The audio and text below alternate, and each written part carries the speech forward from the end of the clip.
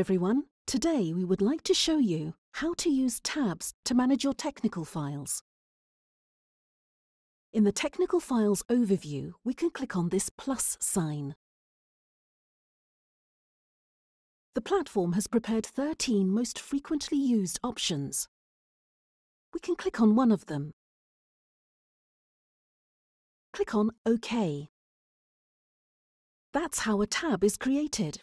We can manage, for example, the technical files for which no document request has been sent out yet. We can also create our own custom tab.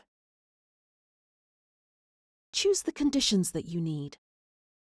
Let's say we would like to see which documents are uploaded but are still unchecked.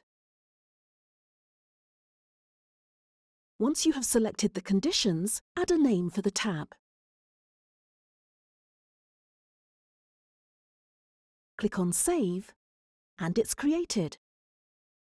At the bottom here, we can find Show Supported Text Filters. It provides formats for the more specific conditions you may want. Let's say you would like to know in which technical files a specific standard is mentioned in the requirements, but for which no documents have been uploaded yet. You can copy this format.